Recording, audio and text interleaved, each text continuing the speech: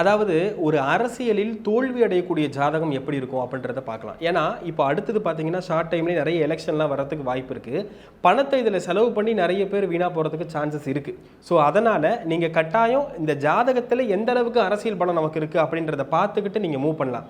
கடைசி வரைக்கும் தொண்டனா மட்டுமே இருந்துக்கிட்டு கடைசி வரைக்கும் எந்த பதவியும் அனுபவிக்காம தொண்டனாவே இருந்து கொண்டிருக்கக்கூடிய ஜாதகங்கள் தான் அவயோக ஜாதகங்கள் நம்ம சொல்றோம். அதுலயும் குறிப்பா அரசியல் அப்படின்னு எடுத்துக்கிட்டீங்கன்னாக்கா 10ஆம் இடம் ரொம்ப முக்கியம், சூரியன் ரொம்ப முக்கியம். நடக்கிற திசை அட்டமாதிபதி திசையா இருந்து எல்லா விஷயங்களும் பாசிட்டிவா இருந்ததுன்னா கூட அவங்களுக்கு வெற்றி அப்படிங்கிற அமைப்புகள் கிடையாது. அதனால கோச்சாரத்துல எலெக்ஷன் நடக்கிற டைம்ல அஷ்டமச்சனி நடக்குதா ரொம்ப கவனமா இருக்கணும். பணத்தை அதிகமா செலவு பண்ணிடக்கூடாது. லக்னாதிபதி அஸ்தங்கமாகியோ அல்லது ராகுவோடு ரொம்ப நெருங்கின அமைப்புகள் இருக்குதா அவங்களுக்கு தலைமை பதவி கிடைக்கிறதுல நிறைய தொந்தரவு இருக்கும், நிறைய டிஸ்டர்பன்ஸ் இருக்கும். அதை தாண்டி அவங்க வர்றதுக்கு ரொம்ப கஷ்டப்படுவாங்க.